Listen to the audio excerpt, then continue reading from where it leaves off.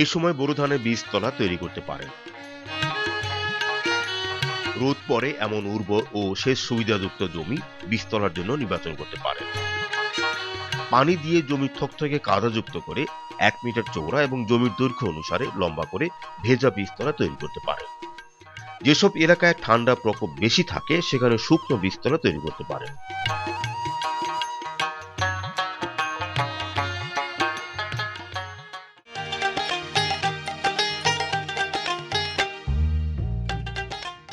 ফুলকপি, বাঁধাকপি, ওলকপি, শালগম, মূলা এসব বড় হওয়ার সাথে সাথে চারার গোড়ার মাটি তুলে দিতে হবে।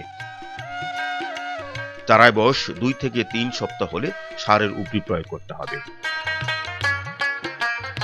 সবজি ক্ষেতের আগাছা ও রোগ এবং পোকামাকড় নিয়ন্ত্রণ করতে হবে।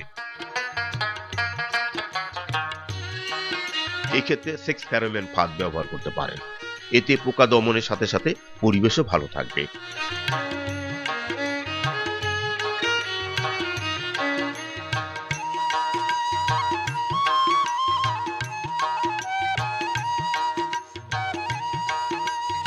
প্রয়োজনে সেচ প্রদান করতে হবে।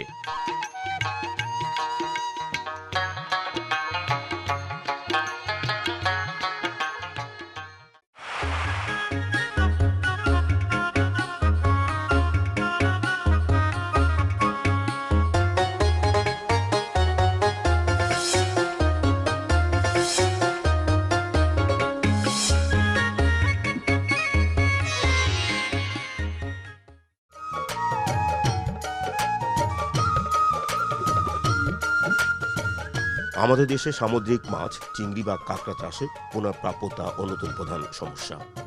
বর্তমানে প্রণোদিত প্রজননে চিংড়ি পুনঃ উৎপাদন হলেও মাছ বা কাঁকড়ায় পুনঃপ্রাপ্যতা এখনও প্রাকৃতিক উৎসের উপরে নির্ভর করে। লাইফ ফিড সামুদ্রিক মাছ বা চিংড়ি পুনঃ উৎপাদন প্রক্রিয়ার অন্যতম প্রধান বিবেচ্য বিষয়। বাংলাদেশ মৎস্য গবেষণা ইনস্টিটিউটের কক্সবাজারস্থ সামুদ্রিক মৎস্য ও প্রযুক্তি কেন্দ্রে প্রতিষ্ঠানের সিএসও ডক্টর এনামুল হকের উদ্যোগে সাম্প্রতিক সময়ে কেন্দ্রে একটি পূর্ণাঙ্গ লাইফ ফিড ল্যাব প্রতিষ্ঠা করা হয়েছে। ওয়ার্ল্ড ফিশের সহযোগিতায় স্থাপিত এই ল্যাব কক্সবাজারে বাগদা চিংড়ি হ্যাচারিতে পুনঃ উৎপাদনে সহায়ক ভূমিকা পালন করছে। উল্লেখ্য, লাইফ ফিড হচ্ছে মাছ বা চিংড়ির জীবন্ত খাদ্য। চাষযোগ্য জলাশয়ে প্রাকৃতিকভাবে খাদ্য বা প্লাঙ্কটন থাকে। পানিতে অতি ক্ষুদ্র ক্ষুদ্র ছোট প্লাঙ্কটনই লাইফ ফিড।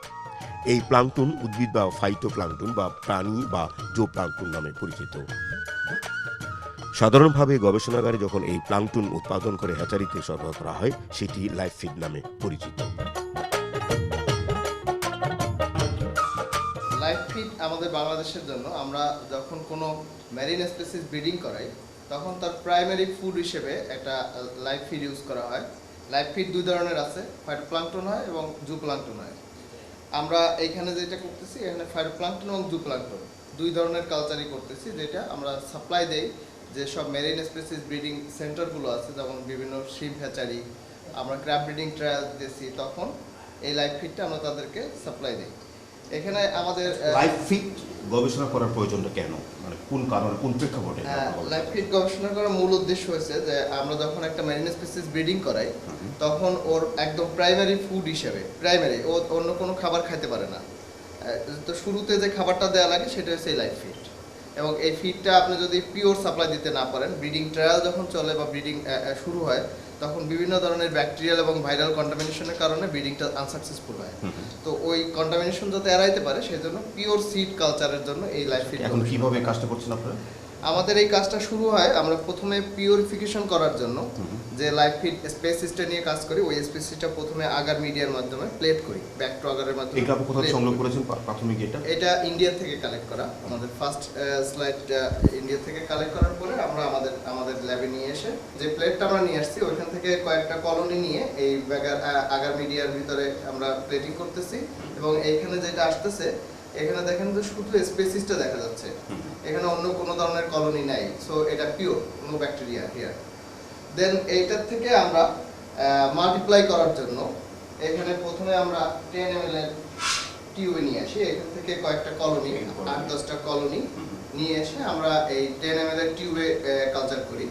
যখন এটা 10 ml এ গ্রো করে এর একটা ডিউরেশন আছে, প্লেট থেকে 10 ml এ গ্রো করতে 7 দিনের মতো সময় লাগে। এখানে 10 ml গ্রো করার পরে আমরা 10 ml কে কনভার্ট করি 50 ml এ। আচ্ছা 10 থেকে 50 10 থেকে 50। একই কালারটা একই হবে। হ্যাঁ, ওই যে এটা থেকে এটা এটা grow সময় করতেছে। থেকে একই সময় সাথে না, এখান থেকে 3 দিন লাগে, এরপরে 3 দিন 6 দিনের কাজ। এই পরের স্টেপটা কি? 50 ml থেকে আমরা নিয়ে যাই এটাকে আপনার 500 ml এ। এগুলো সব 500 ml। 500 ml। আচ্ছা আমরা কালার বিনোদন দেখতে পাচ্ছি এখানে একটা সবুজ একটা এটা গ্রোয়িং স্টেজ চলতেছে, যেটা একদম ফুল ফেজে চলে গেছে, ওইটা ডিপ কালার হয়ে যাচ্ছে যখন। তাহলে এই পাশে থেকে ফুল ফুল বলা যায়। হ্যাঁ, এখানে একটু সবুজ একেবারে এই যে এটা একদম ফুল গ্রোথ ফেজ ফুল। এখন কি এটা আপনি এই করবেন? এইটা আমি এখন ট্রান্সফার করব আমার নেক্সট ইসের জন্য। 500 ml থেকে আমরা এটাকে নিয়ে যাব 2 লিটারে। আচ্ছা গবেষণা যখন আপনার কি অ্যাচিভমেন্ট কি বেশি এই যে মানে আপনার কি ফাইন্ডিংস পেলেন? এখান থেকে আমরা যেটা পাওয়া গেছে আমাদের এখানকার মেইন যে তাহলে এই যে গবেষণা কি ফাইন্ডিংস পেলেন আপনারা? এই গবেষণার থেকে আমাদের প্রথম যেটা অ্যাচিভমেন্ট সেটা হচ্ছে যে এ যাবৎকাল অনেকেই বাংলাদেশে কাঁকড়া ব্রিডিং এর ট্রায়াল দিয়েছে, কিন্তু শুধুমাত্র লাইফ ফিডের অভাবে, অ্যাপ্রোপ্রিয়েট লাইফ ফিডের অভাবে এটা সাকসেসফুলি কেউ করতে পারেনি। সো আমরা যখন এখান থেকে লাইফ ফিডটা কাঁকড়া সাকসেসফুলি, কেমন জোপ্লাঙ্কটনটা খায়? হ্যাঁ, কাঁকড়ার জন্য প্রথমত হলো জুপ্লাঙ্কটন, এক ধরনের রোটিফার, যেটা এক ধরনের জুপ্লাঙ্কটন, ওই রোটিফারটা লাগে। আর রোটিফারের ফিড হয়েছে এখান থেকে যে আমরা দুই ধরনের প্লাঙ্কটন হয়, একটা ফাইটোপ্লাঙ্কটন একটা জোপ্লাঙ্কটন। জোপ্লাঙ্কটন। এটা জোপ্লাঙ্কটন, এটা ফাইটোপ্লাঙ্কটন, উদ্ভিদ। উদ্ভিদ কণা। এবং এইটা আপনার রোটিফার গ্রো করানোর জন্য রোটিফারকে খাবার হিসেবে এই ফাইটোপ্লাঙ্কটনটা দেওয়া হয়। এটা খাওয়ার পরে রোটিফার গ্রো করে, ওই রোটিফারটাকে আমরা এগুলো কি আপনারা ফাইলগুলোকে আপনারা বাণিজ্যিকভাবে আপনারা চাষ করবেন নাকি যারা বাণিজ্যিক আমরা চাষ করে তাদের আমরা গবেষণার জন্য করতেছি, বাট আমরা এটা সাপোর্টটা দিব আলটিমেটলি দ্য কমার্শিয়ালাইজেশনের জন্য। তাদের পক্ষ থেকে কেমন সাড়া পাচ্ছেন এই গবেষণা? যখনই আমরা যেমন শ্রিম্প হ্যাচারিগুলোকে সাপোর্ট করতেছি, তারা সবসময় আমাদের কাছ থেকে এসে এখান থেকে একটা কি সাপোর্ট দিচ্ছেন বা চলছে গবেষণা এরকম করতে? হ্যাঁ, এরকম চলতেছে।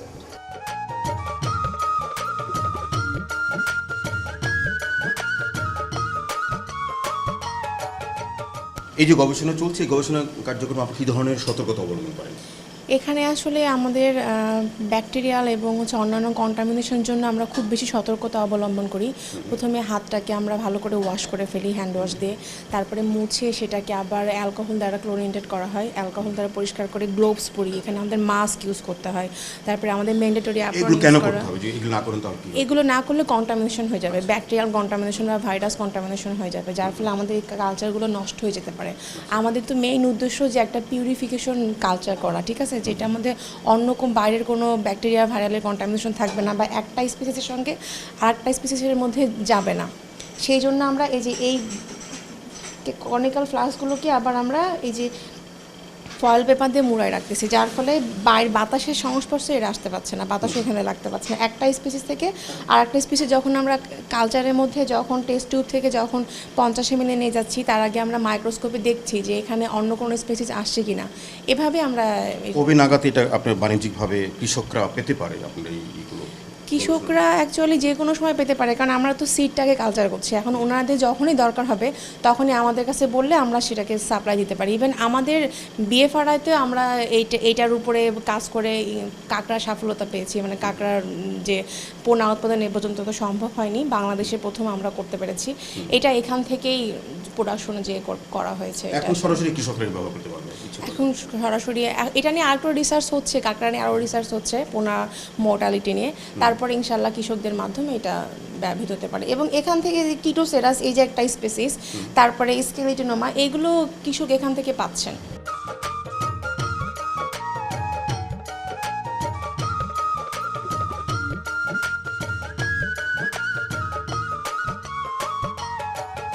বিএফআর এই প্রকল্প থেকে আপনার প্রশিক্ষণ নিয়ে আপনারা বাণিজ্যিকভাবে এই লাইফ ফিড তৈরি করছেন, তো এই করতে গিয়ে আপনাদের কী কী পদক্ষেপ নিয়েছেন আপনারা? আমাদের অনেকগুলো পিসিআর ল্যাবের থেকে ট্রেনিং নিতে হচ্ছে, তারপর ওখান থেকে নিয়মকানুন শেখা হচ্ছে, তারপর ওখান থেকে নিয়ে এসে আপনার বীজগুলো নিয়ে এসে এখানে কালচার করা হয়, তারপর কালচার করার পরে 2 দিন মাথায় আমরা কালচার ট্যাঙ্কে এটা ইউজ করি অথবা খাওয়াই আলগিটা। ফলাফল কেমন পাচ্ছেন? ভালো পাচ্ছি।